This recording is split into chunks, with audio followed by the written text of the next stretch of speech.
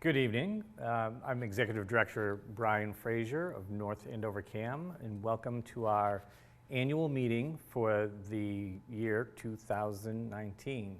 To start off the meeting, I'm going to pass it over to our President, Peter Bailey's, and he'll call the meeting to order. I think all you guys know me. Calling the meeting to order. Brian will be talking most of the time and planning everything for you. Before I pass it over to Brian, I just want to say that, thank Brian for all the work he's done, working side by side with the community, working with the police department, the health department, doing the videos, the training videos, running around. I know that the staff had to do a lot of remote work at home doing the editing, and Bill and Susan and the rest of the guys were editing at home, which was difficult, not being in the office.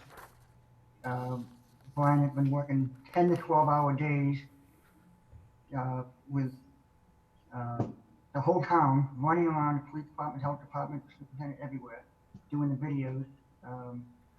He was on the school 2020 school committee, the town meeting subcommittee, and to help with the COVID policy to help run the meeting, to continue all the essential services in town. And I want to thank Brian for all that extra work. He pretty much been by himself. I visited him a couple of times, so he looked a little lonely in there. So you want to pop in and say hi, feel free to say hi to him. Hopefully things will get back to normal as the year goes on. We go into phase 1 or 2 or 3. So right now, Brian's working on the next opening and helping the town open up with the different videos for CAM. So I want to just let everybody know all the hard work you've done behind the scenes, and thank you, Brian. So we're going to bring Brian back, and he's going to take over. Thanks for the kind words. I did a lot of the kind of the out and about work, but the staff completely did all the hard work of editing and getting things ready behind the scenes. I could have never done. North Andover CAM could have never done all the events that we did in support for the town without the staff working diligently, hours and hours from home. So thank you for the praise. The praise goes right to the staff too. To officially continue to open in the meeting, this is a continuation from our opening of our annual meeting in April. So I'm just gonna revisit the COVID statement at this point. Regarding Governor Baker's March 12th, 2020 order suspending certain provisions of the open meeting law, the governor's March 15th, 2020 order imposing strict limitations on the number of people that may gather in one place, and specifically pursuant to Massachusetts legislation enacted on April 3rd of 2020, Section 16 of Chapter 53 of the Acts of 2020, which addressed numerous pandemic-related challenges faced by Massachusetts nonprofit corporations attempting to conduct business while maintaining social distancing.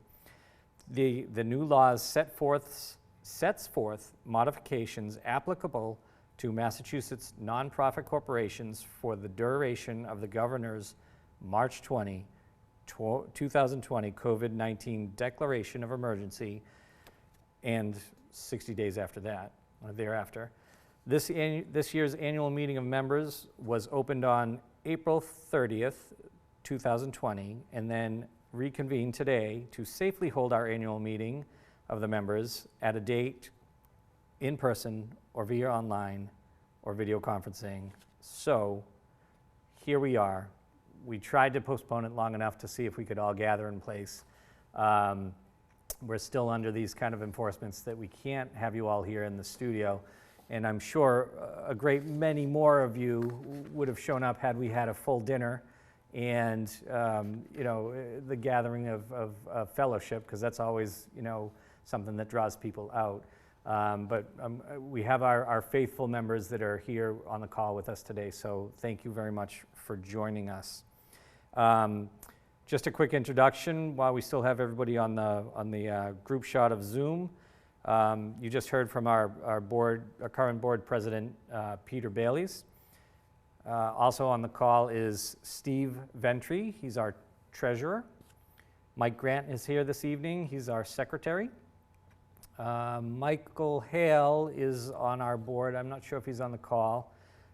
He's our selectman appointee.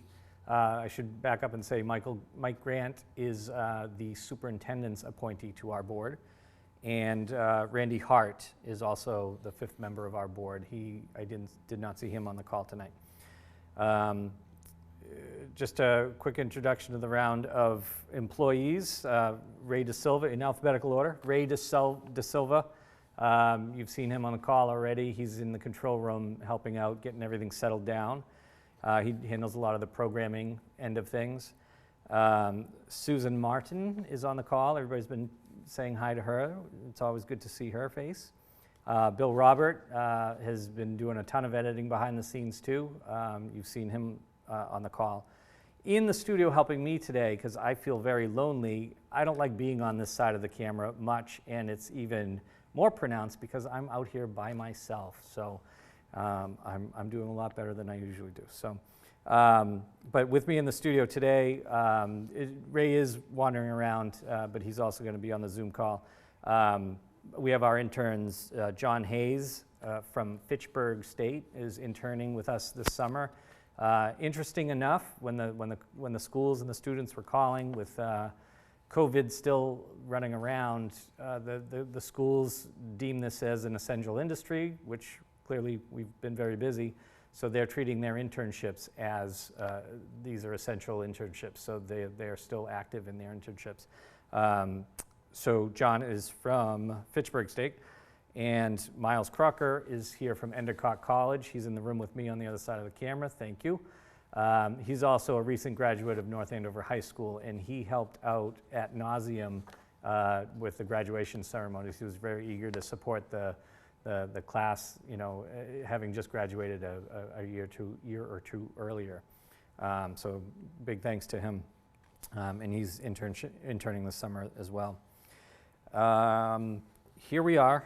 So that's the cast of characters. Thank you for coming. Thank you for supporting us.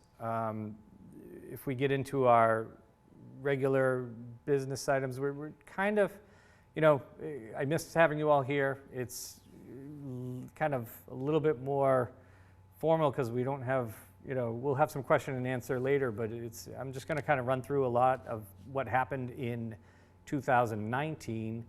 And to be quite honest with you, in preparing for this, I mean, we have the data, and the data's there, and the staff compiled a lot of that. It was really hard for me to see outside of COVID. I mean, in the last 3 months, we have condensed our mission to really support the government, really support the schools, and 24/7, it's been COVID-related stuff. And for me to see, even into the future to opening, we've been so busy, we don't, you know, we're not even seeing what outside of, you know, the reopening looks like yet. Looking back on 2009, it was super hard to even look into the past COVID because there's just been so much volume and so much mass that's gone through here in trying to figure out how to do things. It was a little bit of a challenge. So not much time from one event to the other. We've been very busy with you know, the meetings and graduation and all that. So town meeting was another huge undertaking. We can talk about that a little bit later. But it's been really prep, execute, execute. There's been no real time to kind of plan into the future for any of these events. So, so we'll get started with some of our reporting to the membership. First item on the agenda for business would be our youth member report. Not to put pressure on our new youth leader, but you're the first item on the agenda. So if we can have Nick Kissel give us a few comments about the youth perspective of our organization and what's going on from his perspective. Hello. So for our youth meeting, we discussed the video challenge we had about editing stock footage with a song that either we could choose or stock song.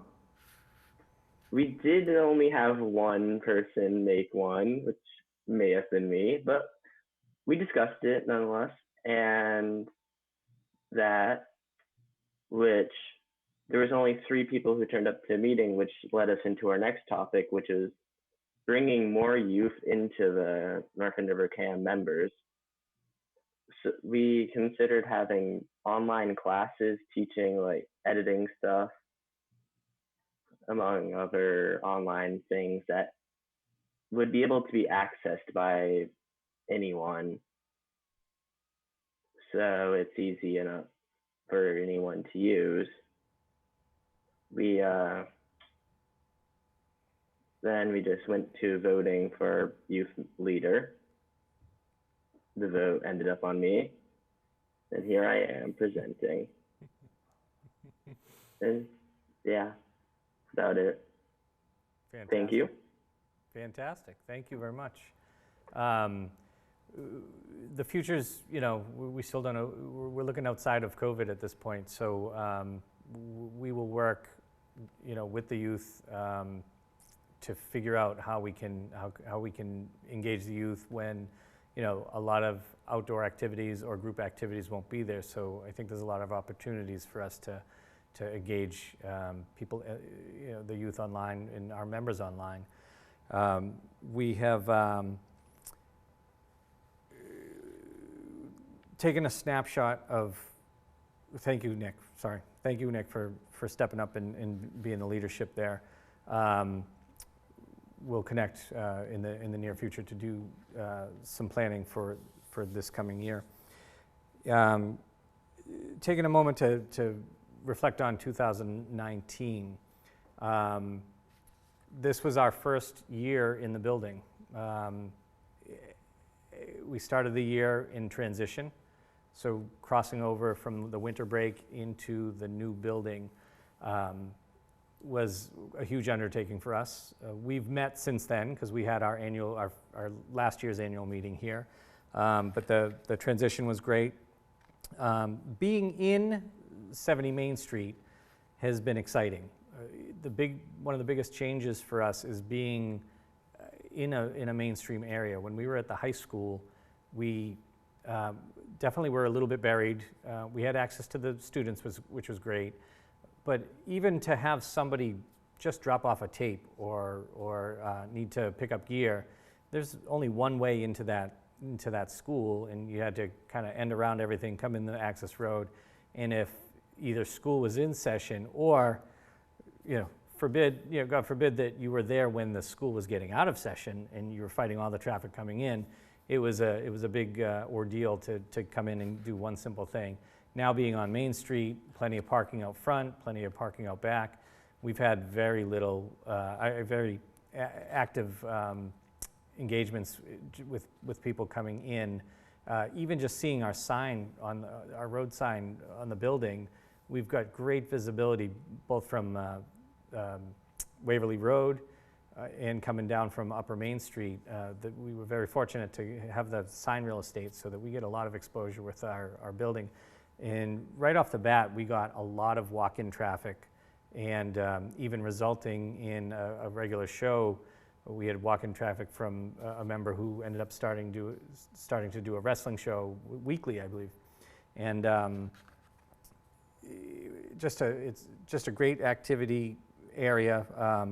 The building itself, one of the things I like about 70 Main Street is you have us. We have the therapist next door, which seems to have all our customers go there already, so they always seem to stop by. A lot of people from town go to our neighbors, and it's just been a great relationship there.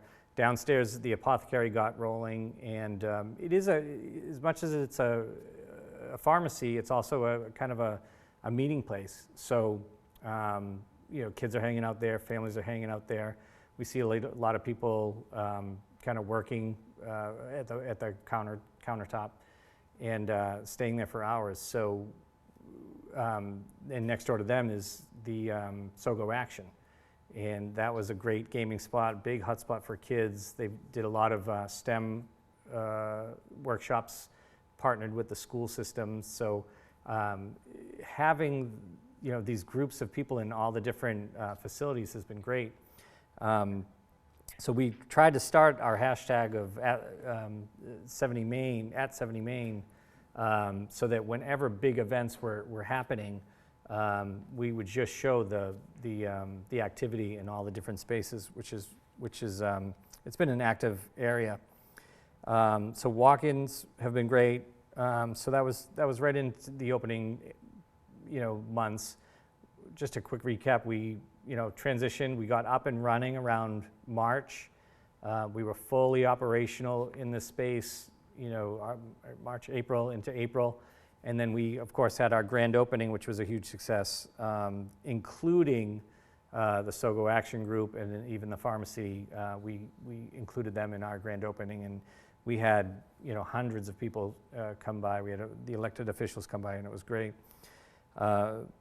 Moving into the summer, we had a lot of summer workshops, and I feel like those were well attended. We've been flexing our muscles on those for the most part.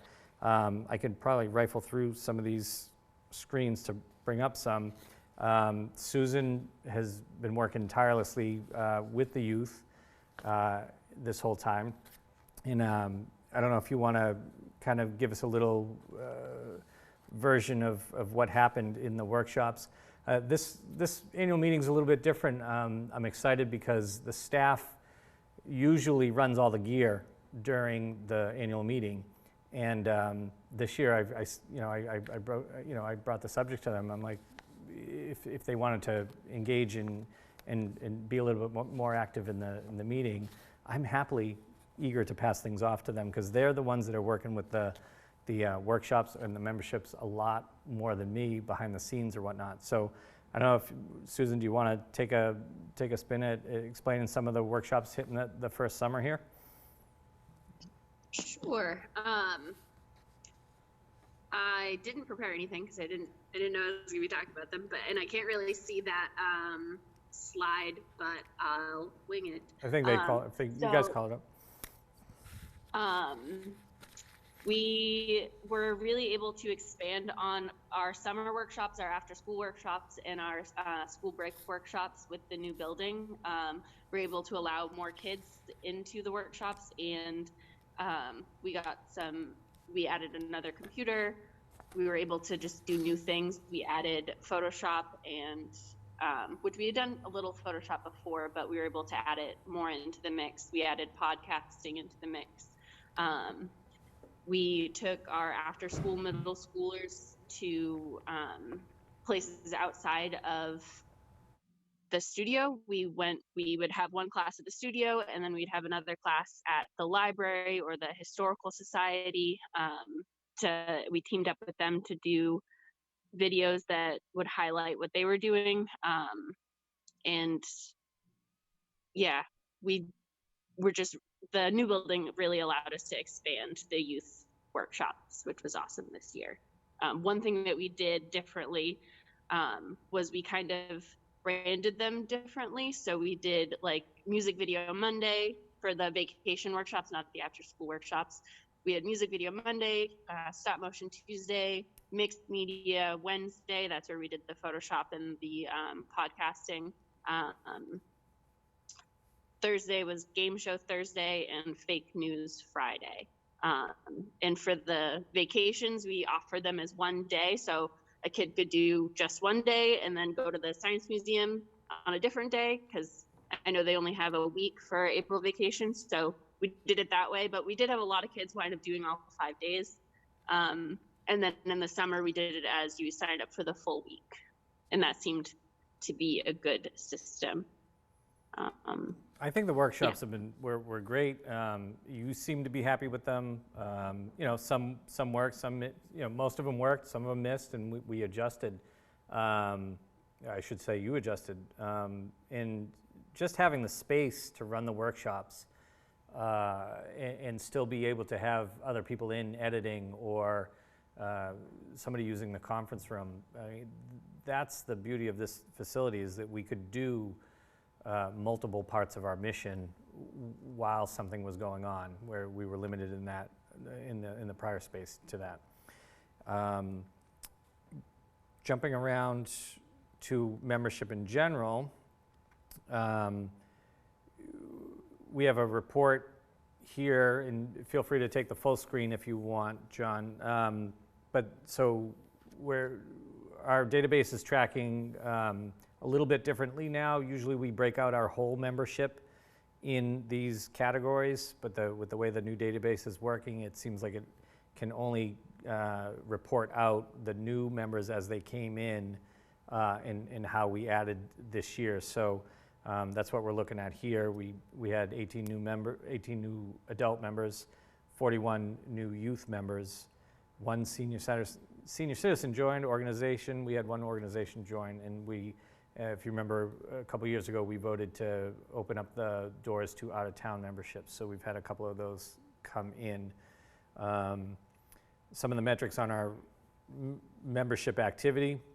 So our total number for 2019 is 181. And moving out of the high school, we kind of knew we were going to see a nice little dip.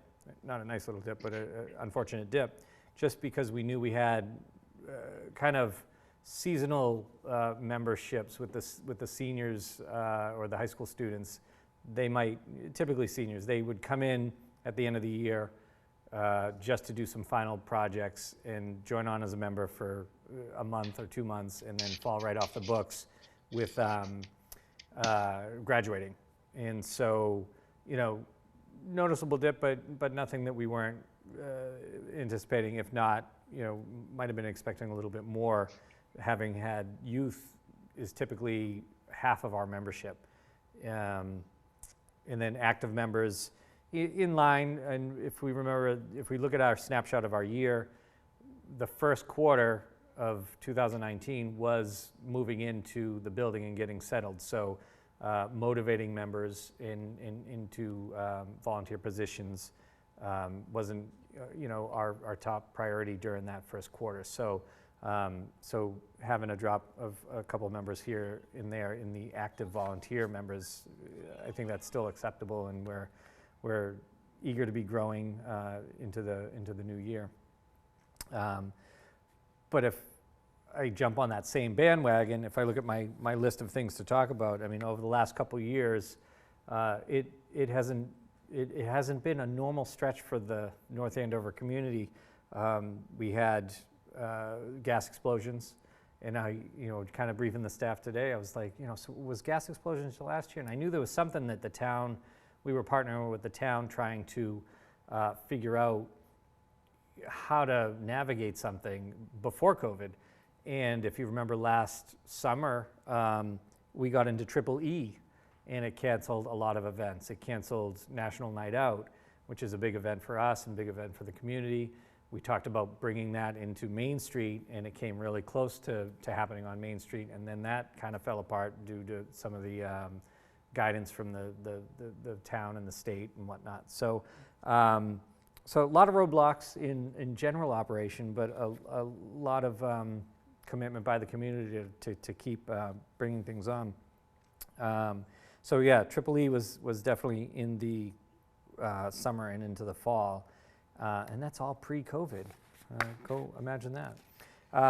One of the things we're trying to do to improve a little bit of reporting is we now have a kiosk for people to sign into, and we're developing that system and trying to make sure that we are a little bit more consistent with it.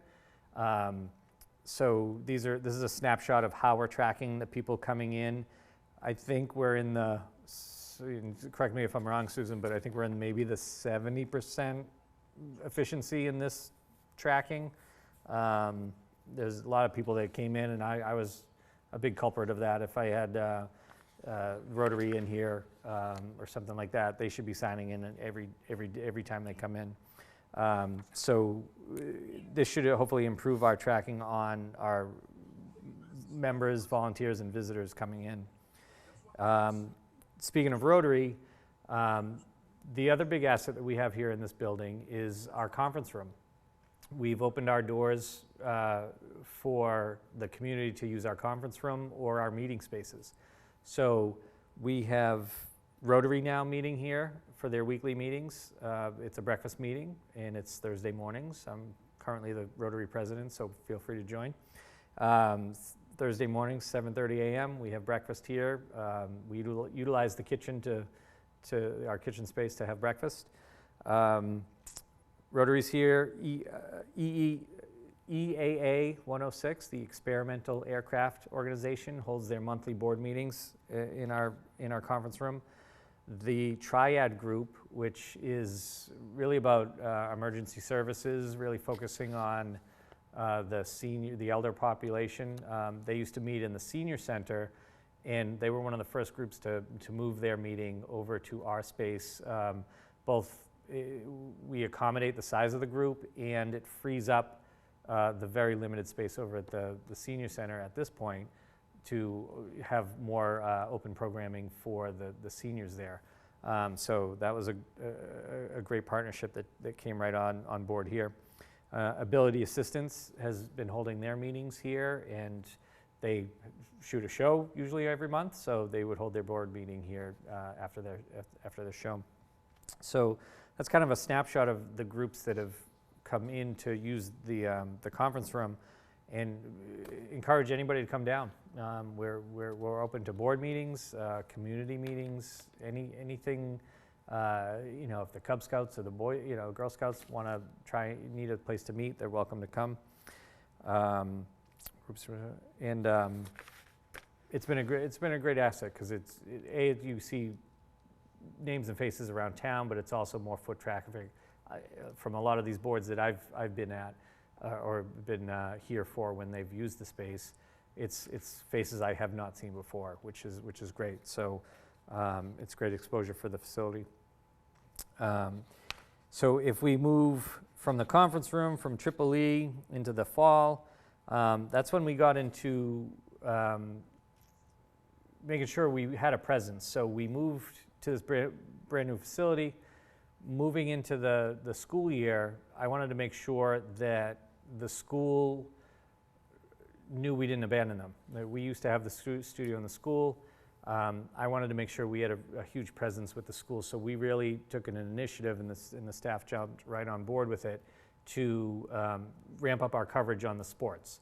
So we really, whether it was staff covered sports, intern covered sports, volunteer covered sports, we really tried to cover as much as we could to make sure they know we didn't disappear, but also to show the school system what could happen if people cover these sports. Bill, I had Bill take on that, and him and one of our members, Sam Murray, really kind of locked into it, and we even had a local sports show that did some recaps and previews. We started off the season with a preview. Bill, you're still on. You want to touch base on the sports stuff? Absolutely.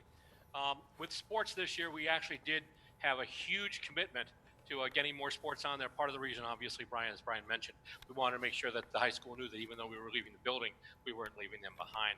But it started basically last fall. We started to get more involved.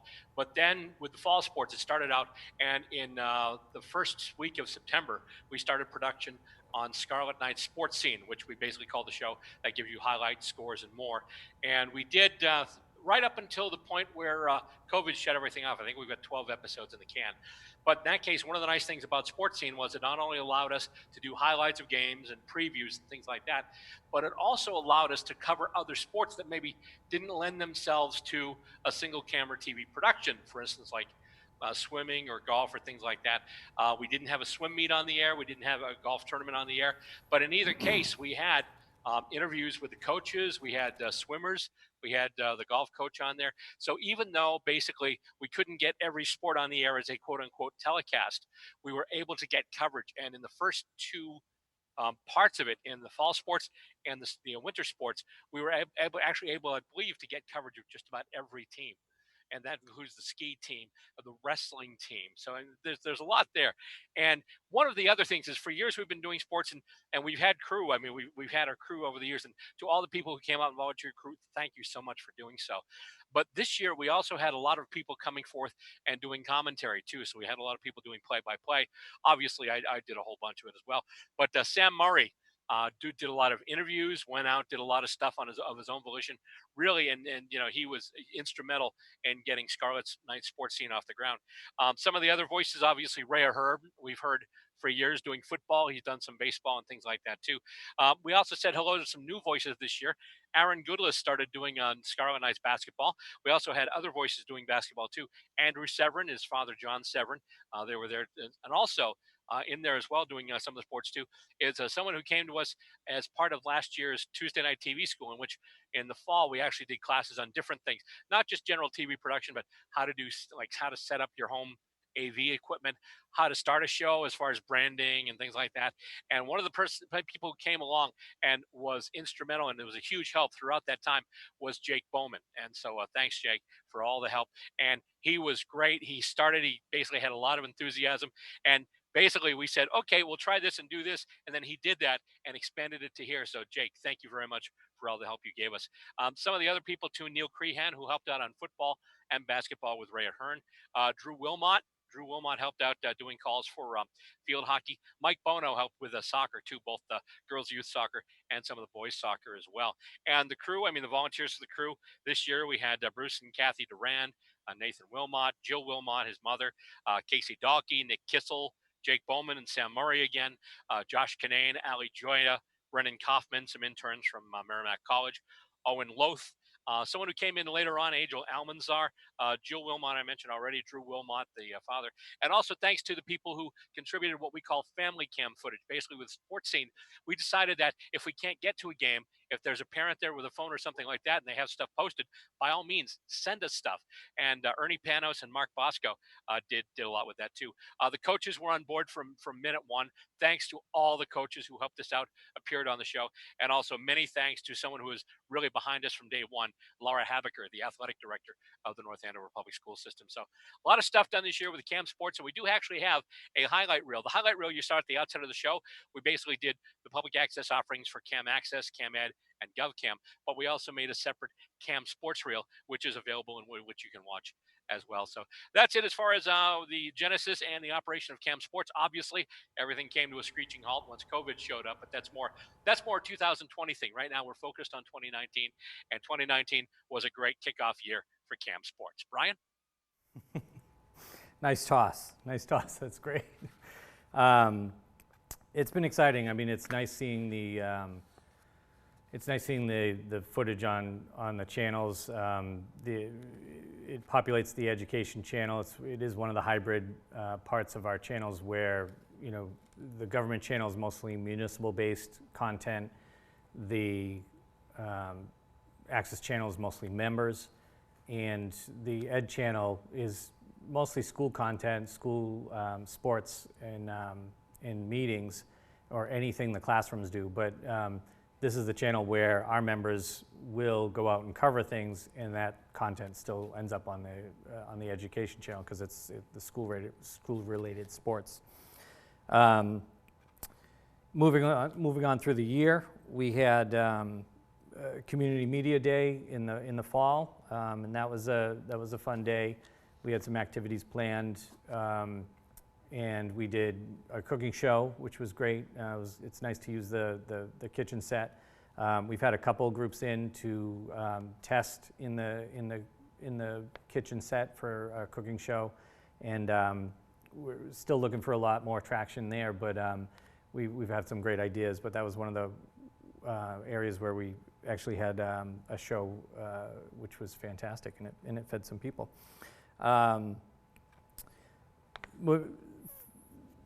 Moving on to the rest of some more of the benefits for the building, the internships have kind of taken off. And so starting even in 2019, we had a handful of interns inquire about us and sign up and join us. Having the new facility that's not in a high school I think has definitely attracted a lot more interns to the facility and the operations, in which, you know, it's a mutual relationship where they get a lot of experience in a high-tech studio, and we get extra hands on board and great creativity from the interns from the school systems. Local, Merrimack, we've had a handful of people come in. We did a little bit of a partnership with the athletic department in Merrimack College this year. Want to see a little bit more traction on that. But it's definitely great. I think there was some hesitation with interns in the past because they didn't want to return right back to high school when they just got out of high school and they were still doing college. As far as our organization, the one organization that joined this year was the North Andover YMCA, or the Andover North Andover YMCA. And they joined in as a nonprofit business, and they've been creating a lot of content, shooting and editing their own stuff. Even kind of let them in the doors, because right now we're closed to the public. We're really focused on COVID-only stuff, and they're starting to come out of the COVID situation, so they're able to produce some content and get it out there to help people understand where the safety is in reopening the Y at that point. We get into programming a little bit. We have, this is a familiar chart we've shown over the years. What I like to see about it is that the imported pie chart is definitely shrinking over the years, which is great. And so it's nice to see members producing more stuff. And I can tell you this year in 2020, our municipal numbers are going to go way up, just related to COVID, just with all the content we've gone through already. I'd like to expand a little bit on COVID for this year, just so that you know what our organization did. It's your organization, you're our members. We, as soon as the state shut down and everybody was kind of forced to close their doors, we shut down our doors to the public, but we run all three channels: public, education, and government.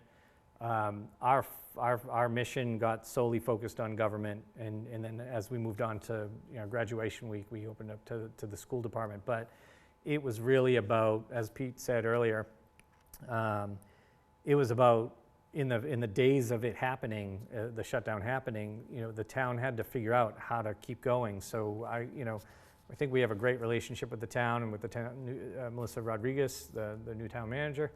She kept me in the loop.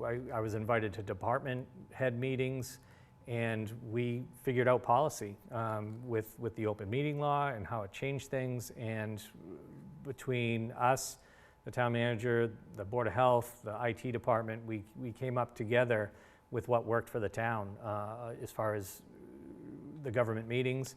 They really wanted to stick with audio only, just keep it simple and successful. The most likely, the higher percentage of success.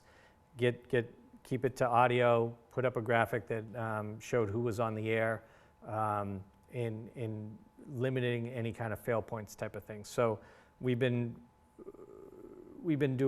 covering more meetings than we've had in the past, because without allowing the public in, the only way the government could run open to the public was through us. So we've developed a few different systems. Our technology was already in place. We already had the capability to do remote participation within the board meetings, in a physical board meeting. So we just used a lot of that similar technology that was in place to do the entire meeting remotely and still have redundant versions of the same meeting, just in case there were internet failures or power failures, that type of thing. So different, it was essential meetings only, and then as we're going more into reopening, it's going to be more and more meetings, whether they're remote or hybrid meetings, where some people are in the building and not. But there was a lot that was undertaken for COVID, and especially getting into the school when it was all about, when they canceled school. My first call was to the superintendent. Okay, what are we going to do? And then we got in touch with the high school. It quickly became senior week. You know, there's scholarship awards, there's awards day, there's the graduation itself. These were all events that couldn't be attended because it would be too many people in one spot. So the town really wanted to make sure that it was still special, still available for everybody to see.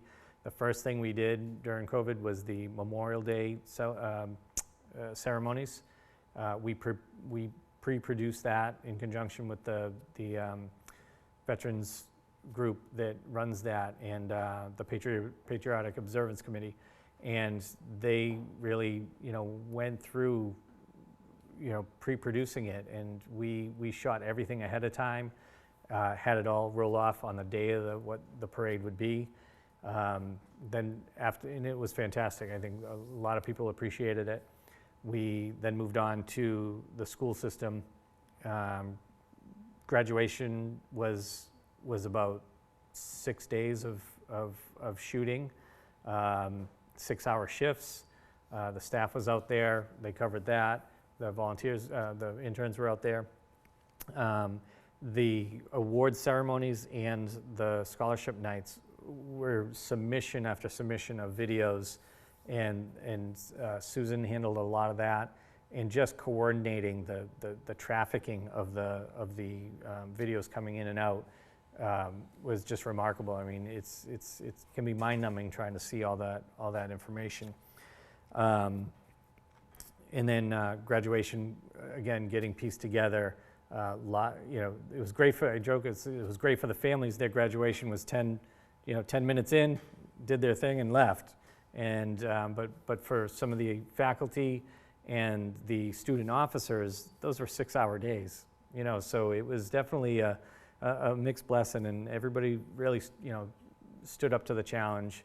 It was great to be part of it, and I just hope, it seems like the feedback from everybody was that everybody enjoyed a piece of normalcy as much as possible.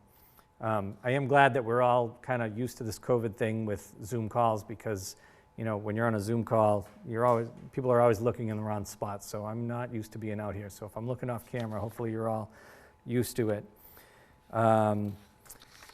If we get into funding for the year, we have our standard chart that we brought in. So this is the deposits that we made this year from Comcast, Verizon, both in operating funds and capital, and our total expenses on the year. And knowing the next thing we were going to get into is handling our expenses this year was a little different, because we had a lot of legislation with the FCC. So the FCC was changing rules in some of the Cable Act, and we talked a little bit about this at the last annual meeting. And basically, if they got the rule changes passed, which they did, we kind of knew that they were, and a lot of the letters that we were asking for to send in, it was kind of just laying the groundwork for any legal battles, down the road. So changing the rules to the Cable Act was giving the cable companies the ability to take any in-kind services that they were providing the town and deducting that from our revenue that comes to us for the PEG services.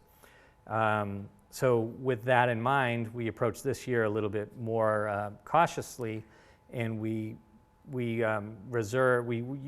on the prior year's budget, even though this was the first full year of us receiving the 4% gross annual revenue from the cable companies, where the prior year was only half a year of that increase. So we knew we would be getting essentially more revenue in from the cable companies, but we operated at the prior year's budget so that we could take that additional funding and designate it for future operating reserves, just in case things started to fall apart with the FCC. So legislation has changed.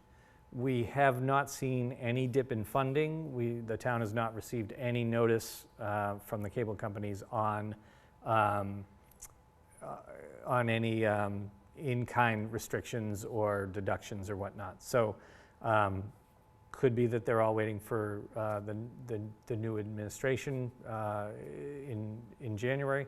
But at this point, it's just kind of a waiting game. We still see a little bit of an increase, but again, we're looking at our funding has raised percentage-wise, not not year over year. And at this time, we're still, because of COVID, we're still conducting our 2019 audit, which should be finished up in a few days. But we are still in the middle of the actual 2019 audit. So just know that these are numbers, but they are under audit review at the moment. So we may revise these next year if those change. But these are our deposits, so not much should change from there. Anything, I don't want to take any thunder away from anybody. Steve, our treasurer, I don't know if there's anything else you want to add, but chime in if you would like.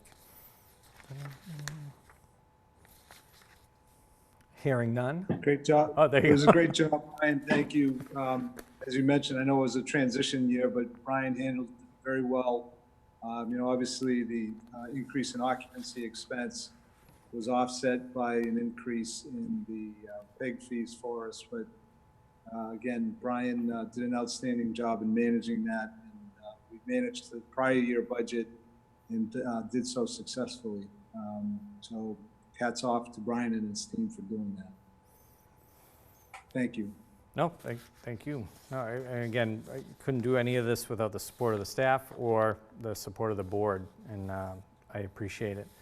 I'm going to go off a little bit of a tangent with the agenda as presented. I'm going to ask John. Let's cue up the sports video highlight reel, and if we want to jump to that now, so that they can see. You guys saw a little bit of the CAM year over year video, which we'll repeat that at the end of the meeting.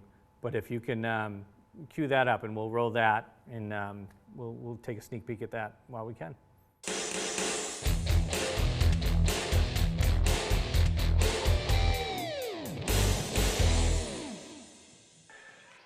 McElroy with the ball up top, rips right, pull-up jumper, good from about 15 feet.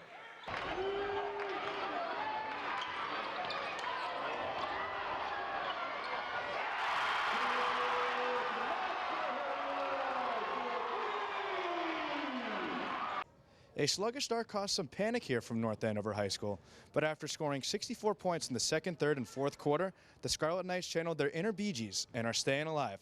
I let the game come to me. My teammates helped me get the ball and got me in a good position to score and just put it in the hoop. And coming in, and that's a fly ball. Will anyone get there? It looks like. Oh, it goes over her head. It goes to the wall, and both runs are going to score.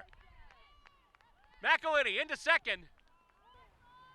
And the wind's still kicking up here. Next pitch from McKay.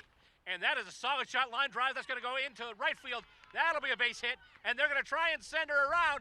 And the throw comes in. Cut off.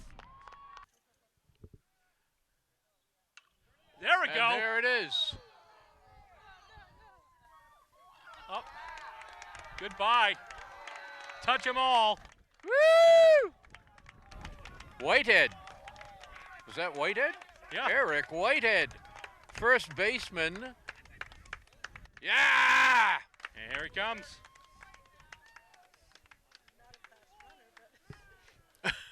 Wow. Yeah. The call is ruled batter interference, and Jake McElroy and the Knights pull off the biggest upset in recent MIAA Super 8 history, knocking off the defending Super 8 champion Franklin Panthers. I'm short on words. You know, we've been close to kind of getting in, and we're grateful to be here.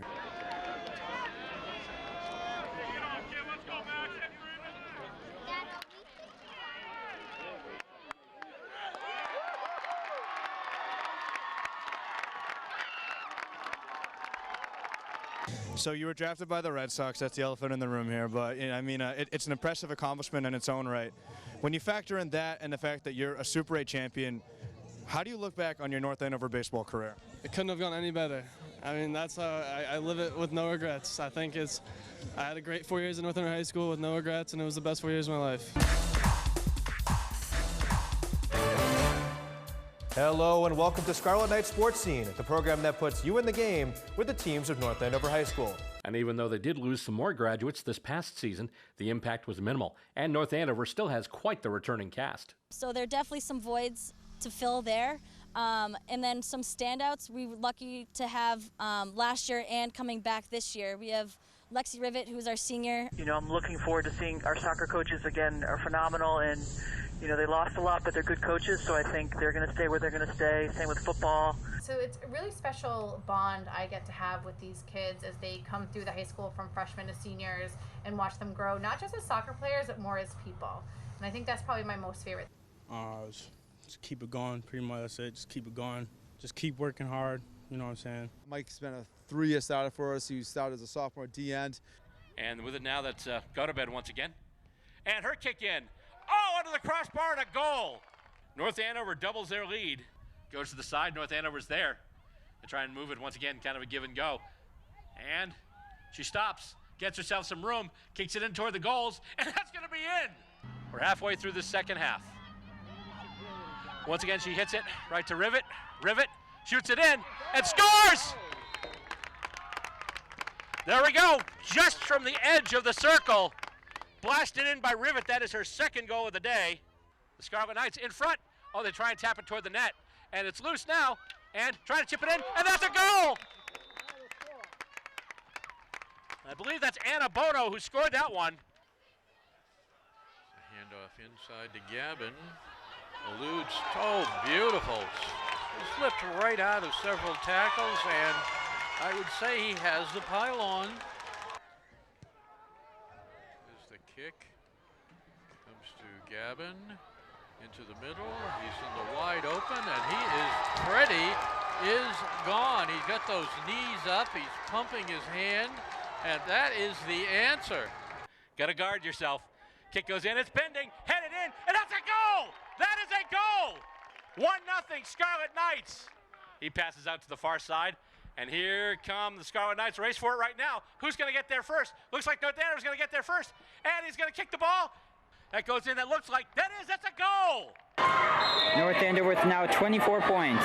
Methuen 17.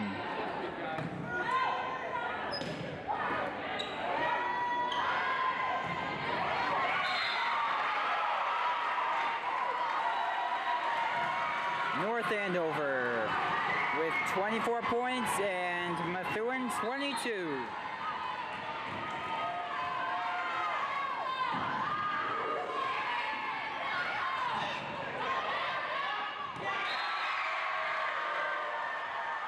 And that wraps it up.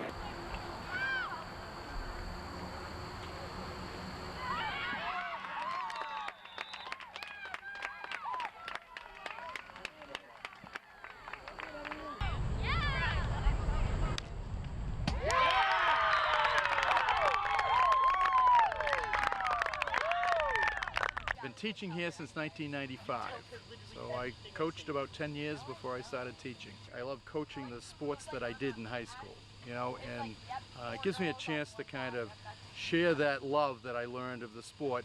Disappointing home opener against Marblehead. What did you guys do differently in that game? So against Marblehead and a couple of the scrimmages, actually, we were coming out flat like the first couple drives on offense. So this last week we really came punching the offensive line. Here we go. Here's another one. Megan Rossi. Megan Rossi with the ball.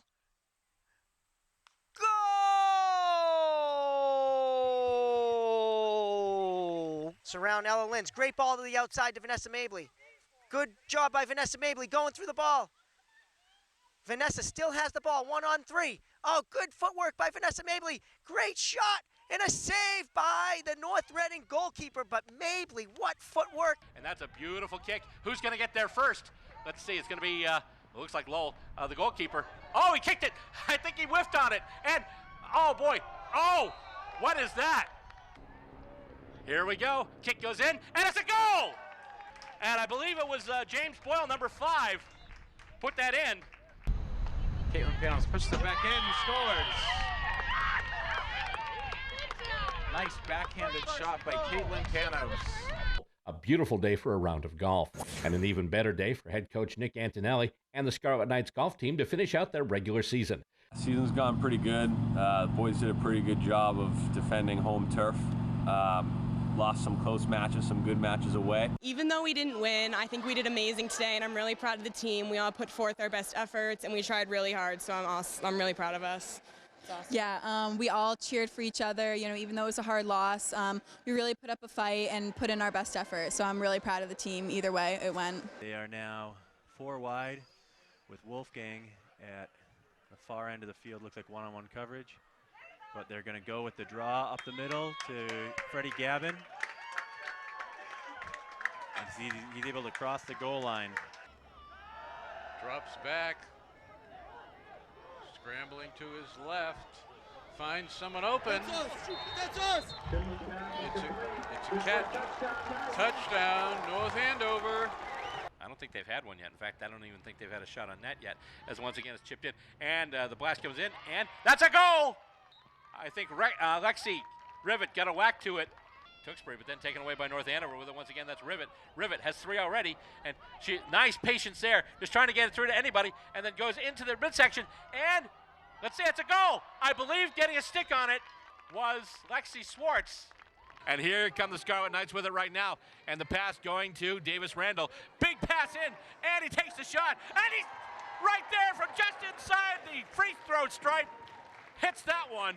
And he's had some good fast break opportunities, but normally he'd rather pass than shoot. And it goes now to Randall. Randall hits a three-pointer! A three-pointer by Davis Randall. And Ryan's just going to dribble it out now. Goes through through center court. I'm used to doing hockey. I'm used to saying center ice, but here we go. Big one. Hits again, Davis Randall, and that is his second three-point bomb. Well, it was just unbelievable. I mean, like, we just knew that we had the energy in us, and we just never give up. We just never give up. We just knew we had to bring the energy. How are you going to look back as your time as a Scarlet Knight and a member of the girls varsity soccer team? I've been really lucky to have been coached by Lisa and Deb for the past 4 years, and I think having an awesome team has made this these past 4 years so much better. Shimla's big, tall quarterback. And here's Matt Chico running right at you. Cutting back, he's in the clear. Chico! Yes!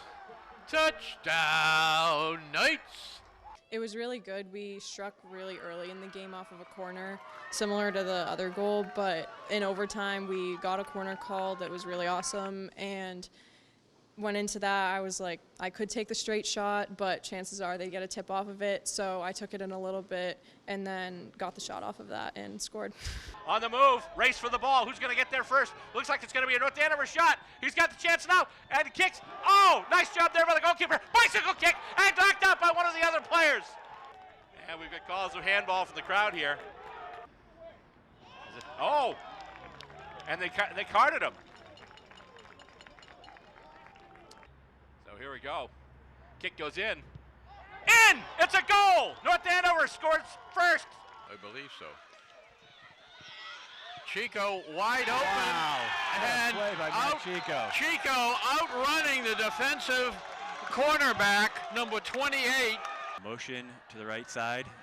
And Ball going back the other lofted way to Matt Chico. wide open. Chico. Left by himself for the touchdown score. Chico Wow. scores. Can you talk about your effort in that second half and really how the team kind of clawed their way back from being down? Yeah, I mean, we faced a good team. They did a lot of great things that we had trouble with, and you know, spotting a good team like that, 14 points and 21 points, it's very, very hard to come back.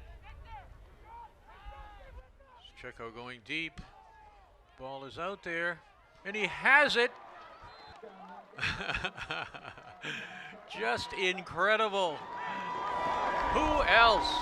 Who can we expect this year who was on the team last year to really step up and make an impactful just contribution this year? Well, it's a young team, probably our most inexperienced team. We bring back Kyle Moore. He's been a 4-year varsity guy, and also Jack Moore, both of our captains.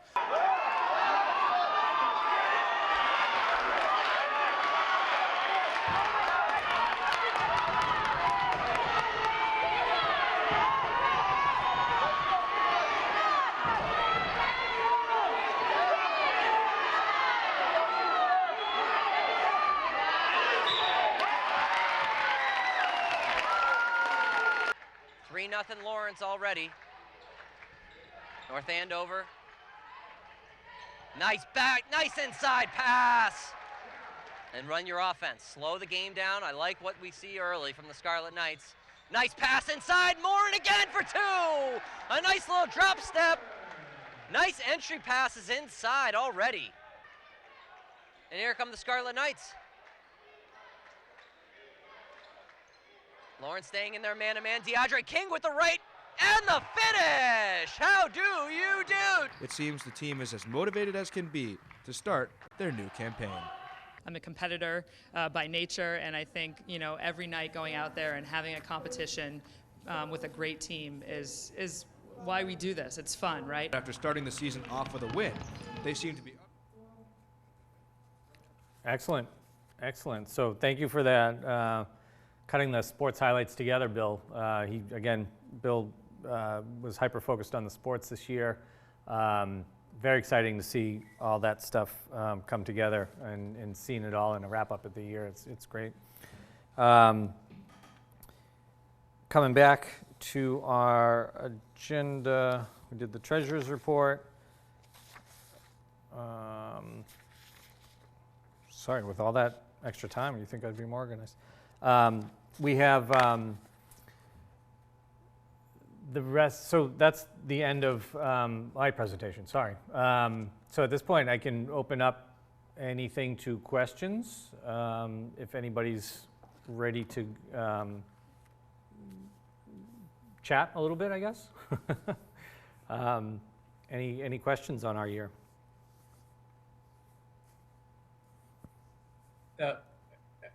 Brian, this is Stan Limpert. I just have one question about the slide that's still up on the screen there. Sure. The financials. Yep.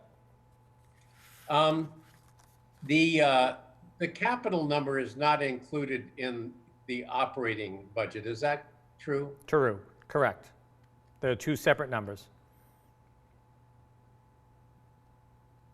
Thank you. Yep. And they're used separately, so they're temporary. The capital funds are temporary restricted funds. They have to be used for capital purposes.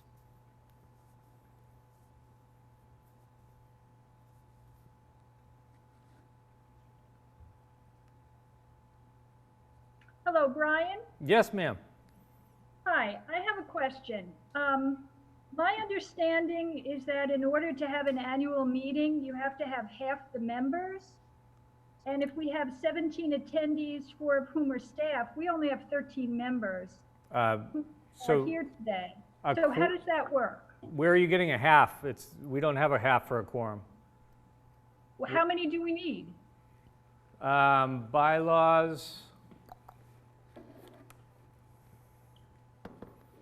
The youth members don't vote, so I don't know if that factors into it at all. No. So quorum of members is in our bylaws. What section? Bylaws, Article 2, Section 6, quorum of members. Not less than 5% of the existing voting membership must be in attendance at a duly noticed meeting to constitute a quorum. Voting at any such meeting shall be in person, but that the in-person and non-proxy stuff is waived by the governor's orders. So this Zoom meeting is presumed in person, because that's the only way we can do in person. Remote proxy voting. If a quorum fails to attend, majority of those present can adjourn the meeting from time to time without notice, which is how we started this meeting back in April. At such an adjourned meeting at which a quorum is present, any business may be transacted that might be transacted at the meeting at its originally notified date. If there's an event, in the event that there are fewer than 15 members of the corporation, voting members, then the board of directors shall have the power to vote. So our voting membership is, our active voting membership right now, which is over the age of 18, would be 37. So 5% of that is 2. Not that we think 2 is a grand quorum, but where did you get half the membership? I'm the co-chair of the Poet Laureate Committee, and we were having a Zoom meeting, and we were told that we need, by the town lawyer, Suzanne, that we needed half the members who were on the Poet Laureate Committee in order to have a quorum. Right, so that's a public body. We're not a public body. We're a nonprofit corporation. So that's different. So that's, and again, you would have structured bylaws or structured. Good. Thank you for the clarification. I appreciate that. I have one more question. I know that you said that it's under audit review, but 4% of the funding from the cable companies. Correct. And there's about 343,636 from Comcast and a little over 201,000 that we got for Verizon. Yep. So is it 4% from the amount that they collect from individuals or homes in the community? I mean, why is Comcast so much more? They have bigger market share. They have bigger market share. So it's based on market share. Yeah, exactly. Okay. So thanks very much. And just for clarification, on your cable bill, we only receive the 4% of the gross annual revenue of the TV portion of your cable bill. So internet does not count toward that. So we do appreciate the bundle people. So try to get cable and internet in there. So thank you. Yep. No, I appreciate it. So I'm assuming that we have more than 2 adults in the room to make a quorum. Yeah, if you have 2 people, more than 2 people over 18. Okay. Whether or not we're all considered adults is a different. Someone else will have to judge that. That's funny. That's funny. Okay. Thank you, Gail. It's all, I mean, you know, and it's been hyper focused on procedure, and a lot of the boards have struggled with the virtual meetings too. Being open to the public and having to come through us. Some of the boards that meet less, less frequently, they're the ones that are having the most complexities going forward. And boards we've never even heard of, because we usually cover the Board of Health, the conservation, the mainstream ones that are property oriented or directly related to the schools and the community and whatnot. Some of the other boards, not less important, but they just meet infrequently. It's been exciting for them, I'll say, to be in the limelight a little bit, and they've been great. They've been supportive, and they've risen to the task, and there's no, I said this about graduation with all the communities. North Andover chose to do a pre-taped in-person graduation with no masks where they could, so that they could take pictures without masks. Other communities wanted to all be together in a parking lot in their cars. They could all honk their horns, but when they crossed the stage, they were all in masks. And there's no home runs in this COVID situation with any of the towns. Most towns are polling what their residents want, what their students want, and they're trying to satisfy what they can. And I've been impressed with what I've seen North Andover do, and we've been excited to be part of that, and we'll continue to support that as things change. That's the next endeavor going forward. Great. Any other questions? I can talk about the future a little bit before we move into the rest of the business. But so the future, COVID notwithstanding, we don't know what's going on there. We're going to try and sort out our policies as as we look to get the staff back in the building on a regular basis. As we open the doors to the public, the town hall has just opened to staff. They're not open to the public yet, so we're not anywhere behind the ball on any of those things. We're completely effective with the community the way we are right now, so we're not going to rush. We're going to figure out what's best, what's the best way to safely open, and we can still check out cameras on kind of specific bases. We are kind of still COVID related. But some of the grander schemes before COVID was here, we started this year. Doesn't seem like it's going to happen, but we started this year with a town-wide talent show, talent contest, and the idea was we were going to have auditions in throughout each month, and then have final voting happen at the Merchants Fall Festival out on the Common, and make that arena be more of an entertainment entertainment venue. The event as it is now, the merchants come, they do their thing, and the merchants will get up on stage and they'll do karate and they'll do dance, which will all still happen. But encompassing the whole day, I think we're going to work in with them the talent show judging, and have the finalists come out there for an in-person judging contest, which would be great. The Stevens Rogers Museum, did I say that right, guys? We're partnering with them on some exciting stuff with Stan. Stan, you know the right name. Did I say that right? Stevens Rogers Museum. We're trying to partner with them there's a movie theater going in the background for presentations, seminars, movie showings, that type of thing.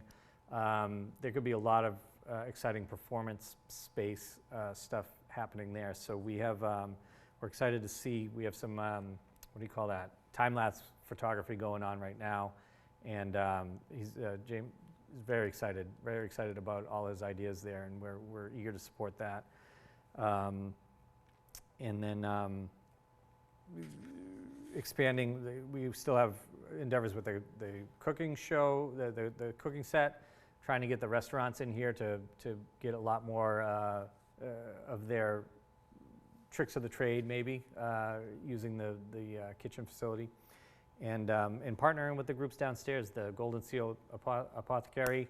They're toying with some live performances and poetry readings. So we're trying to connect with them, and the SOGO guys. If I feel like they're out of the three of us, they're probably getting the pinch the most with COVID. Anything we can do to support those guys with their STEM system or their e-gaming. There's some riveting TV with the e-gaming. I think we'll try and get them going sooner rather than later. So those are kind of the more exciting things.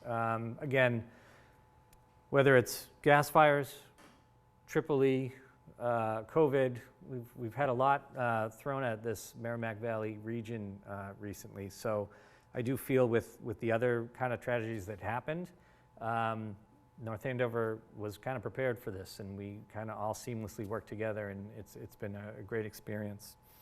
So that's off into the future. I want to thank everybody that helped out or supported us through this whole time. I hear great feedback. Kind of the joke that I heard was that Brian Lagrassi, who's the health department guy, director, and Brian Frazier, the executive director of CAM, were the two busiest Brian's, two busiest people in town, and we were kind of everywhere. So it's been exciting this COVID time. All right, so getting back to our agenda. We did our treasurer's report. We would go on to board elections, and I'll at least introduce it. Every year, so we have a board of 5. 2 are appointed by, one's appointed by the superintendent, one's appointed by the board of selectmen, and then we have 3 members, board members who are elected by the membership. This year, Peter Bailey's, our current president, is up for re-election. There was no interest that was shown during the vetting period a month ago, 14 days ago. So I'll read his bio that we put out there on the slate of candidates. Peter Bailey's enjoys the musical arts and has a video and photography background as well. Devoted years to videotaping many North Andover high school marching band activities while his children were in the program. Band competitions, football games, and a variety of parades performed at various locations in the North Shore area. He has served on the NAMA board, North Andover Music Association board, as well as the webmaster, where he served as both the staff photographer and videographer and was responsible for bringing photos and video to that website, as well as posting videos on YouTube for everyone to enjoy. He also developed a Facebook page for the band during his tenure there. Currently serves on the North Andover CAM board and has faithfully since 2012. I'll turn it over to Peter if he wants to say anything. And then we'll need to call, we'll need the membership to call for a motion.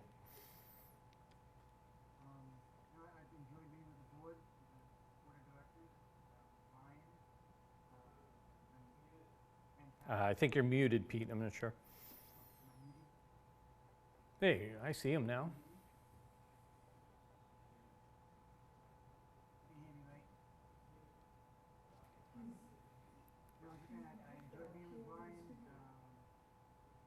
Let's turn him up if he's up. So, okay.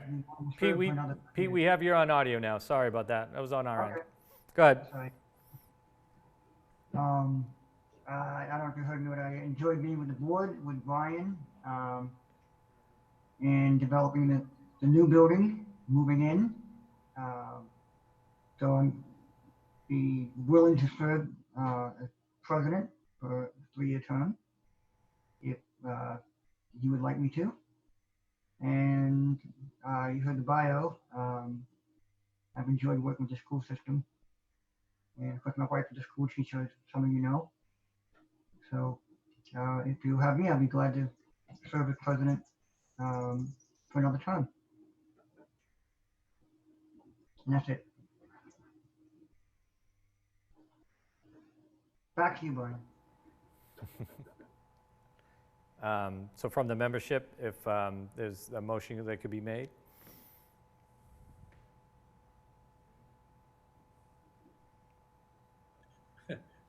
Move to elect Peter Bayless to the board. Anybody to second? I second. Gail Henney, thank you. Any discussion?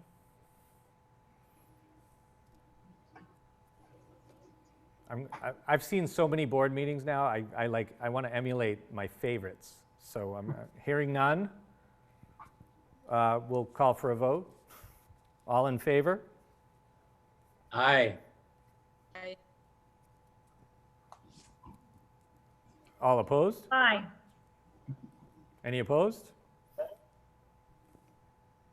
Hearing none, the motion passes.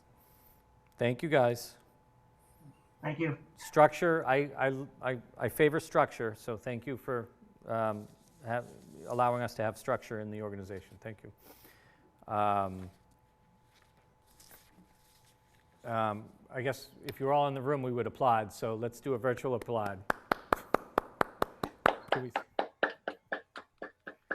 I do have to say, and I think I already opened up to Stan about this, so with all the meetings that I do see, board meetings, some have, realized that when they, in an in-person meeting for the committees and boards, they typically will stand and do the Pledge of Allegiance. Some have,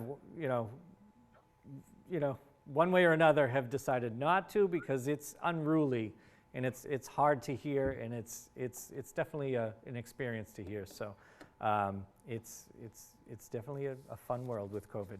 Not that it's not unpatriotic, but it's hard to do virtually. All right, so moving on in our agenda, thank you very much for being here to transact our business. The other thing we love to do at the end of the year is kind of highlight some of our membership.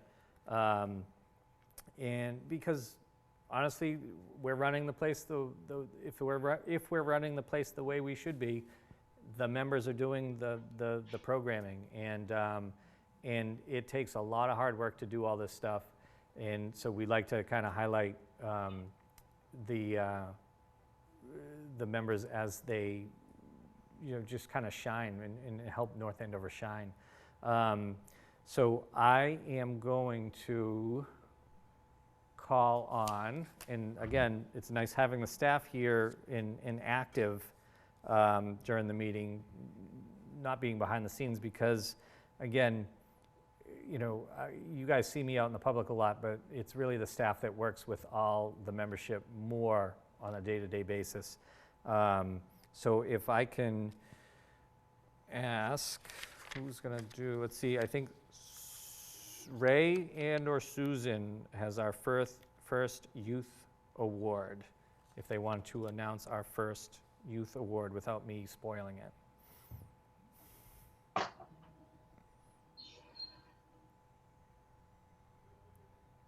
Well, Ray's not at his desk, and I don't know what order the awards are in.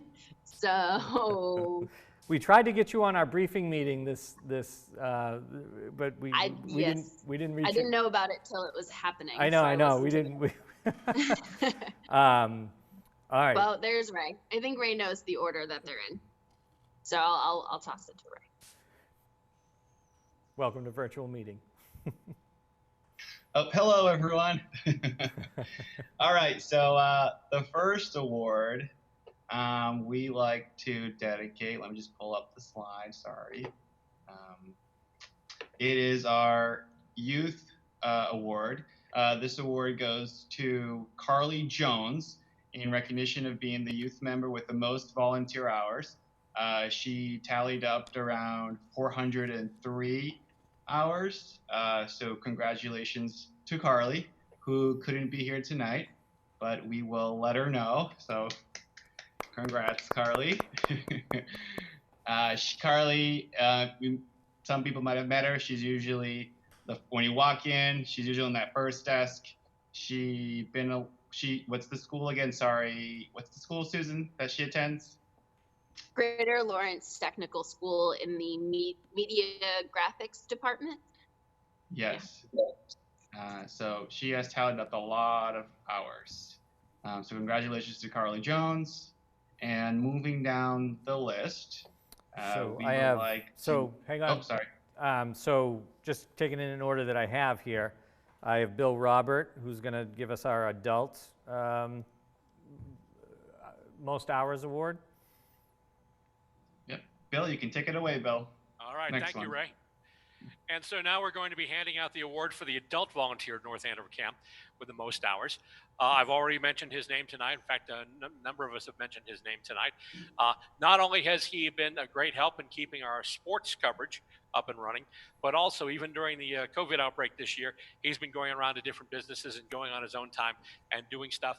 And he did some segments for us last year. He hosted a couple of North Andover journals. And it's been a great story because this is a gentleman that his first time at North Andover Camp, he actually came here to deliver a pizza because he was working at one of the local places in town. But then he's like, wow, I didn't even know that we had the studio here. And then he told us that he graduated from URI with a degree in journalism. So obviously it was one of those things where it seemed to be a great opportunity. And not only has he made the most of his opportunity here, he's also actually, in fact, right now at this moment, he's working at his job at NBC Sports Boston. So it's one of those cases. And this is comes to a home story for me because I started out in Access in high school. And this is my, I think, 32nd year in media between broadcast and community media. So it's one of those things where I'd love to see people get their start and move up. And getting back after that long tangent, the first award I'm giving tonight, the adult volunteer with the most hours, goes to Mr. Sam Murray. Sam can't be with us tonight. As we mentioned, he's working. He's doing his thing.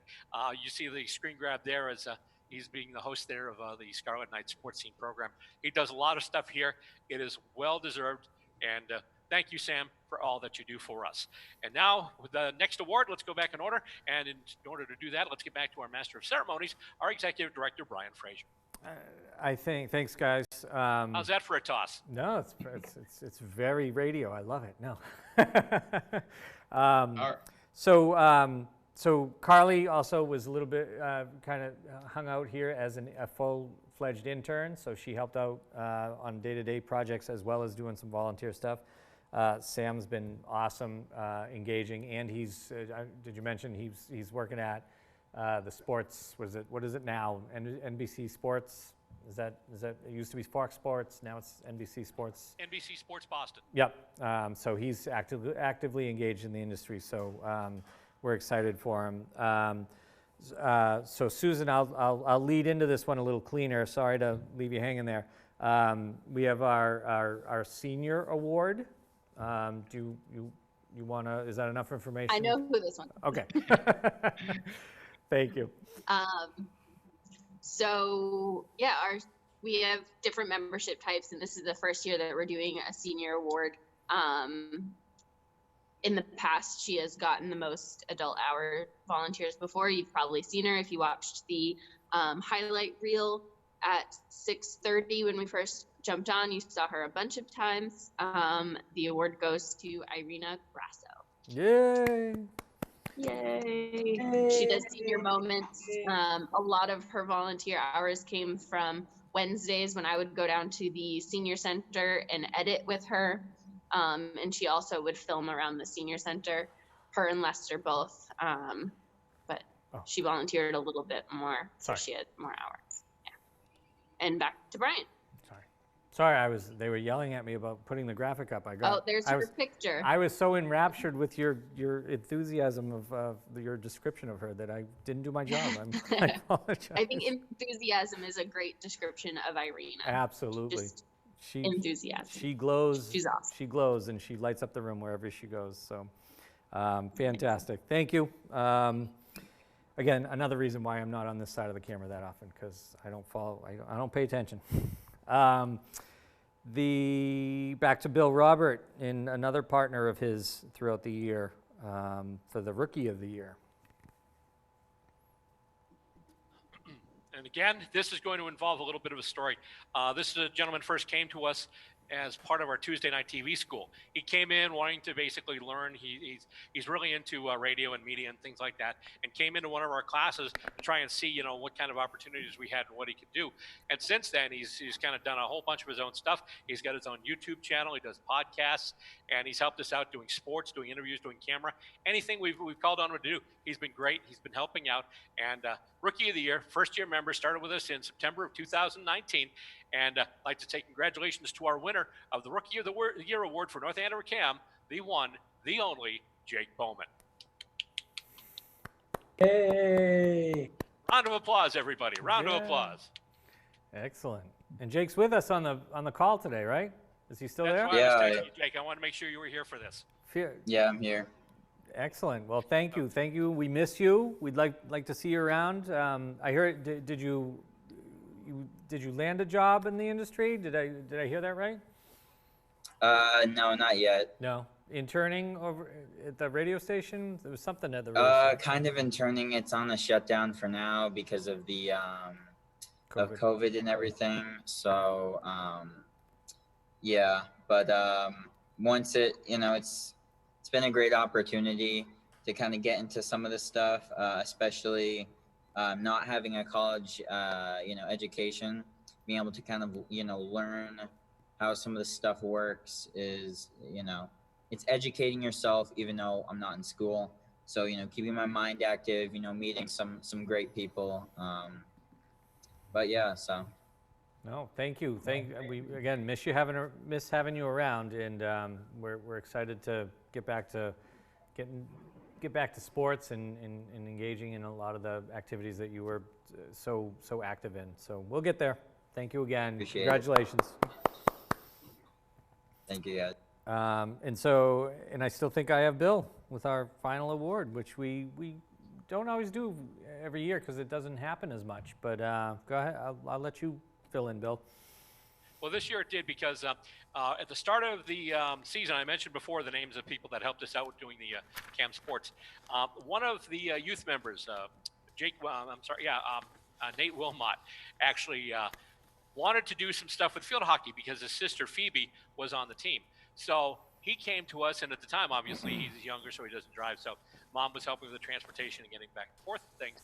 I sat in, did a couple of games with him doing play-by-play, but also the parents, Jill Wilmot and Drew Wilmot, the dad. Now, Drew was interesting because of the fact that I was saying, Drew, you might want to try this, doing commentary. And he actually did a pretty darn good job of commentary, and he helped do the thing. So one of the things we talk about, people say, oh, how can I get my kids' games videotaped, or how can I get my kids' games put on cam? Easiest way to do it is come on out, help us out, help produce these games and get them done. And that's what this family did, and they were a huge part of our CAM Sports effort this year. So I'd like to present the Family of the Year Award to the Wilmots, Drew and Jill and Nate, and indirectly through her tenure on the field hockey team, Phoebe. So congratulations to the Wilmots, winner of our Family of the Year Award here at North Andover CAM. Excellent. Fantastic. It's been a great year. I know we've had some challenges. 2019 was great. Excited. Thank you for your patience with even this production of our annual meeting. Usually, I was just saying to the staff and the interns while we were kind of getting ready for this, usually this is one of our biggest events, of the year, and we have plenty of time to plan for it. But we just came off of a town meeting like no other. So all of our focus had to be on that, in the pre-production on that, in all the different streaming modes and closed captioning and outdoor audio and lighting. I mean, it was easily a week's worth of planning with the town. We had this in mind. We knew it was going to be a little easier with Zoom, but Zoom does complicate things in its own way. So thank you for your patience in our presentation this year. Again, this is the end of our proceedings. We will run the video in its entirety again if you guys want to stay on the call. Thank you so much for attending, and again, I'd like to thank the staff for being here. I do have to mention, I don't know if you guys talked off the air, but this is probably Susan Martin's last appearance as what you appear to be as a staff member, but she has stepped down to return to school full-time. So very sad times, and very happy for her to jump back into school full-time. But she says she'll be around. You still there, Susan? Sorry, I was just unmuting. No, I'll definitely still be around. I live right down the street from the studio, so I'll walk down. I'll still volunteer. You'll all still see me around town. It's not goodbye. So yeah, and if you want to reach out to me, if you want to stay in touch, you can email me. It's susan.martin.ann@gmail.com. It's Ann with an E, A-N-N-E. So susan.martin.anne@gmail. So reach out, and I'll stay in touch with everybody. And now you know that the whole world knows your email address, so that's okay. It's all right. Very excited for you. Thank you so much for everything you've done. a real power player here the whole time. It's been a great experience. The town took to you, the staff took to you. Thank you so much. Can't replace you. We will miss you, but hopefully you'll still come and play with us on productions. So again, Yes, everybody, hooray for Susan. I'd like to thank the board, my board of directors. Without their support, I couldn't do any of this. It's an honor to be here and serve the town in this capacity and to grow this new establishment. So again, thank you to Peter Bailey's, Steve Ventry, Michael Grant from the school department, Michael Hale from the selectman appointee, and Randy Hart. Thank you again for everything, and we will queue up the full video and see you when the doors open, or see you for anything COVID related, and see you next year at our annual meeting. Thanks a lot, guys.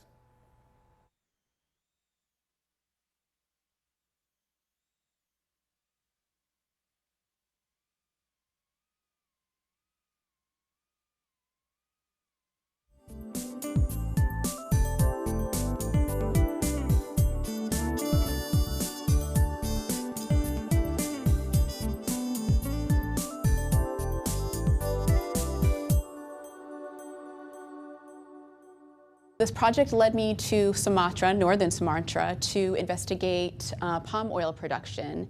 And the exhibit is really about informing people about palm oil production and how it impacts our environment. This month's Merchant of the Month is Blue Dog. My parents were business owners, so I always wanted to run my own business. Your dog is going to have their own dog walker to keep that consistency.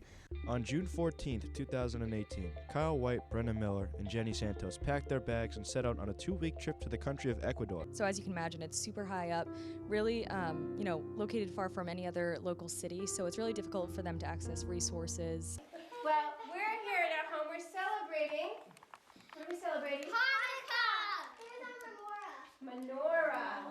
Yes, and that is for the Festival of Lights. Welcome to the Community and Roadshow, spotlighting the many treasures found in Greater Lawrence and Haverhill. I guess what I want to highlight about Act Lawrence is that it began with people. It began because of people.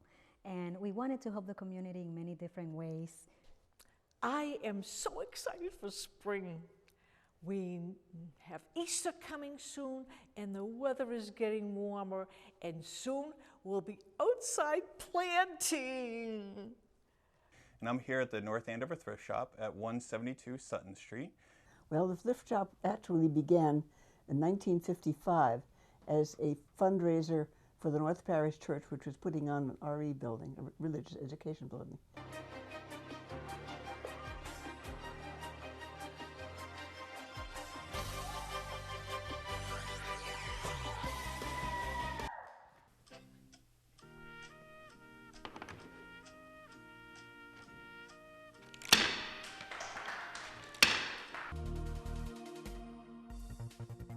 And despite our show's name, all of these news stories are 100% real.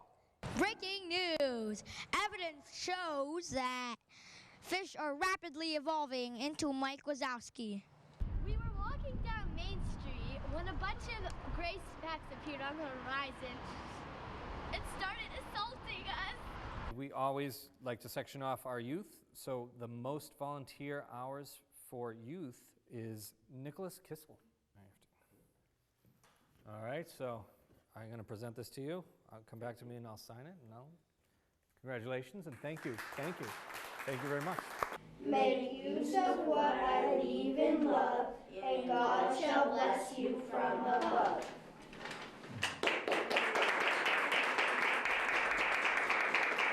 For those who do not know it, Anne Dudley Bradstreet was one of the founding mothers of this town.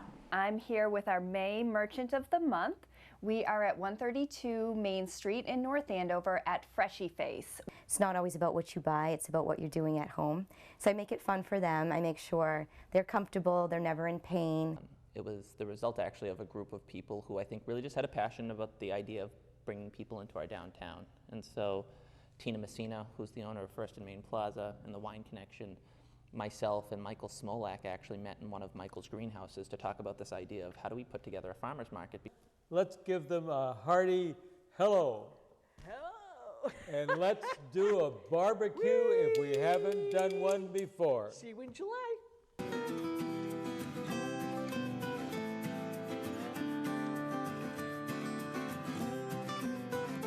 It's the best weather that we've had in years. All the kids are out, bebopping around. Everybody brought their dogs out today, so it's a really great time for the family. 252,000 clubs worldwide, and our mission is to serve. Since it really began, because it actually, how many of you know that it began actually on the lawn of the Parson Barnett House back in the 1960s?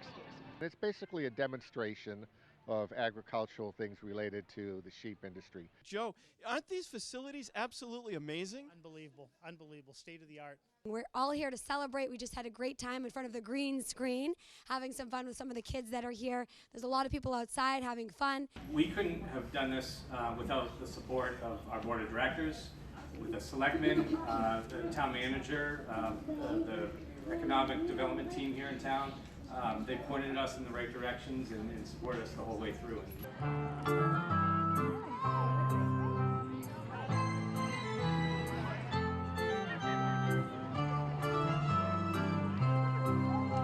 Probably our most treasured ceremony, the 4th of July. It has other names too as well, but I think more than anything else, we're just here to enjoy. You represent how many different communities? 4 towns, so North Andover, Andover, Tewksbury, and Boxford. Okay, yes. And you're a freshman representative on top of that. Yes. The festival committee works really hard on this every year. We work hard on this. We work hard on the tree lighting, the Santa parade, and breakfast with Santa. North Andover Reads is a community read program. In the United States, people in the last maybe 2 decades have been talking about what do we do as communities that foster relationships between people. We want the Stevens Memorial Library to be an active part of the community, and the best way to do that sometimes is to be out with those people so they know we're here for them.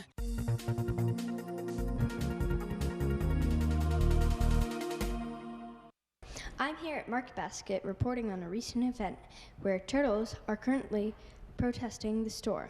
It's a busy day on 495. The ice cream trees along the highway have started to melt due to the 110-degree weather.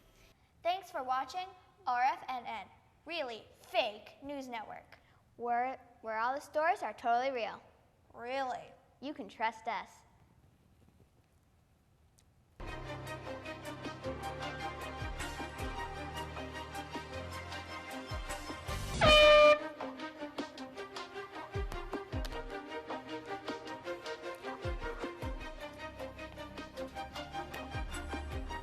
Hi folks, Lester Rugg here and Irina Grasso.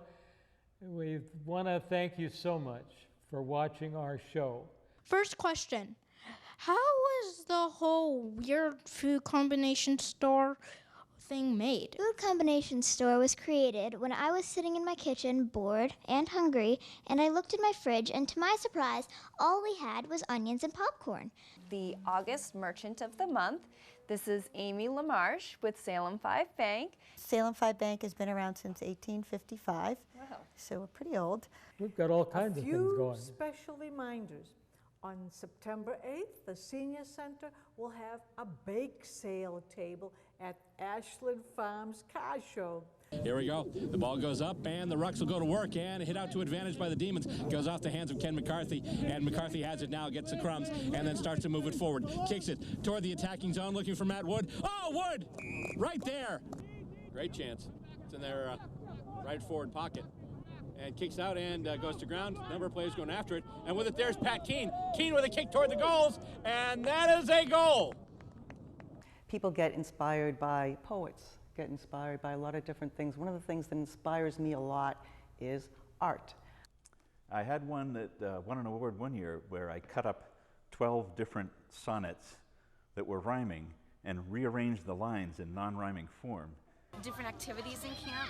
A lot of the science activities and a lot of the stamina building activities like zip lining and the swinging. And we do that because a lot of students here have not ever been to a camp. The Campus Kitchens Project is a nonprofit organization, and at Merrimack College it's a student-led organization. We recover food, prepare it, and deliver it to off-campus soup kitchens and the YMCA. And on that note, I think I'm going to refer you back to... Okay, we'll see you in November. The in wonderful November. day. I did it again. Poppies are a symbol of remembrance, and it came about following World War I. The fields of battle were pretty devastated, and some of the first plants to grow on the field were poppies. It's always special to join you each month. And on that note, Irina, what do we say now? Gobble, gobble, happy Thanksgiving, and see you in December. Hello, my name is Ariana, and I want to learn about the Passport Challenge. The Passport Challenge is part of the North Andover Reads programs that we're doing in October and November. A community read is a program that's done by many libraries around the United States. They try to bring people together to share ideas, usually about a common topic, or they'll pick even the same book. Happy holidays and Merry Christmas to you all. And on that note, we'll see you next month. Right on. And absolutely. Jingle bells, jingle all the way. Oh, what fun it is to ride in a one-horse open sleigh. Hey! They're starting to line up the street. They're up and down the streets. Little kids with balloons and toys. And they're just waiting for the old fat jolly man Santa to come down. Performing live in front of us right now, the Middlesex County 4-H Fife and Drum Corps was founded in 1970.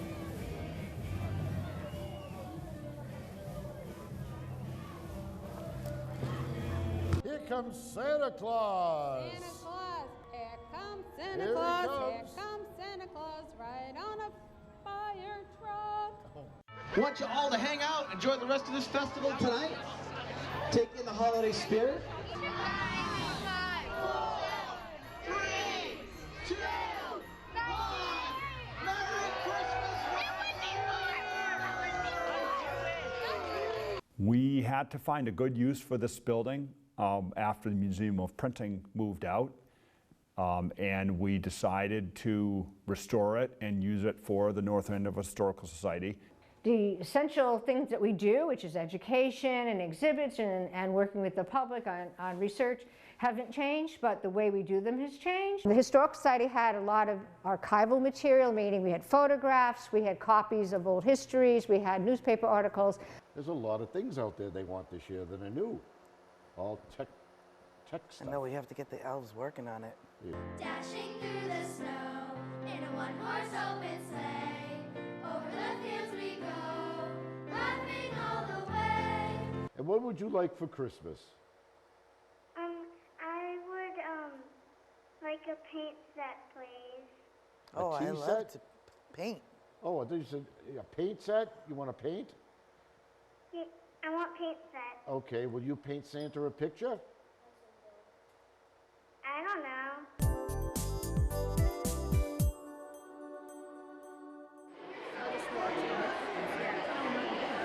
My mom can be nitpicky. Dad blows his fuse. My brother does not close his mouth when he chews. And me, I amaze them with zombie ballet.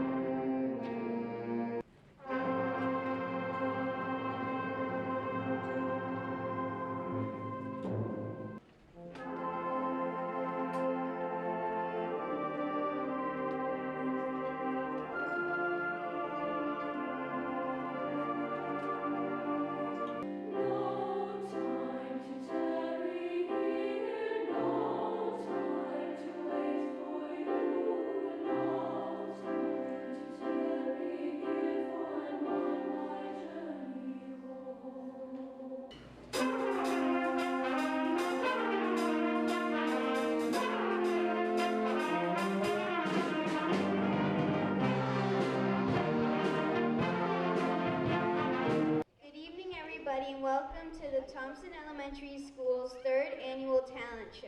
All I'm asking is you open your mind to the right thing.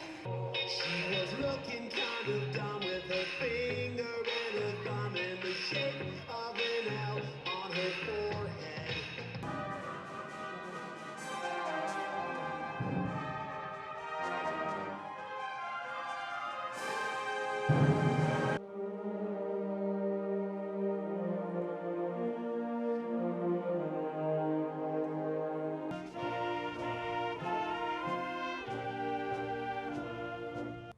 I'd like to start off by thanking Mr. Jackson, Mr. Young, Ms. Randall, our guidance department, custodians and administrators, and every teacher who's had the absolute pleasure of dealing with us these past 4 years. Justin Michael Fitzgerald.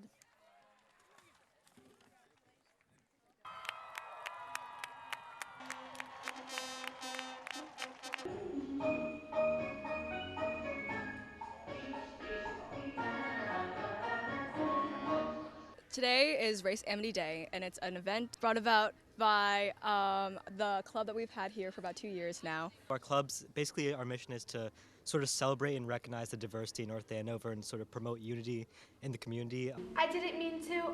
Stop chattering to yourself and tell me your name and business. My name is Alice. It's a stupid name. What does it mean? Must a name mean something? Of course it must. Good afternoon and welcome to the second grade production of The Tale of Peter Rabbit.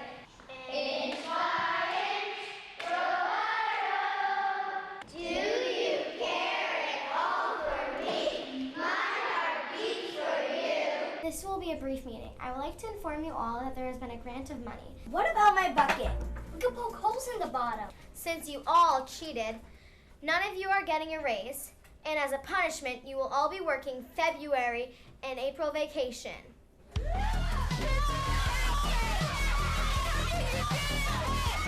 Welcome back to another school year here in North Andover. I've been excited to welcome back students and staff and parents this fall, and we had a great opening of school here in North Andover. What we're going to do is involve all of you and Melissa as an icebreaker. So once again, let's welcome Melissa to the podium.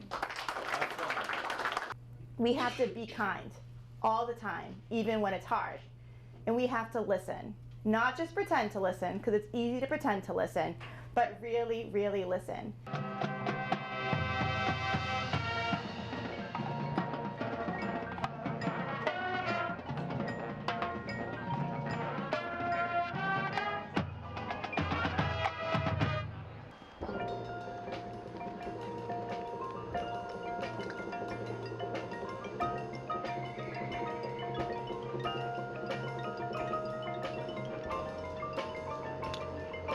On behalf of everybody, I'd like to present this to his daughter and family, and congratulations in honoring him and all veterans today. Thank you so much.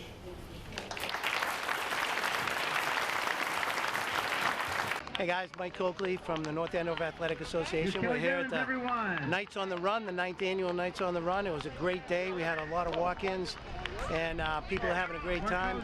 My first job out of college was actually working at the State House, and I learned that I could actually make a really big difference in the lives of a lot of kids. Civics is a way for you to understand your rights and how to make sure that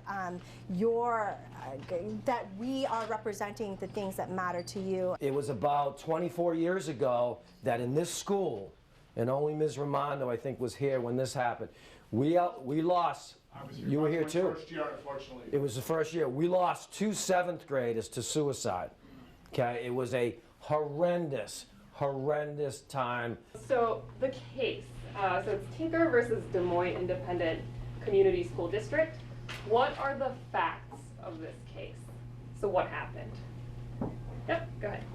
There was 5 people. 4 of them were siblings, and then one was a friend of the oldest one, and they all wore black armbands to school.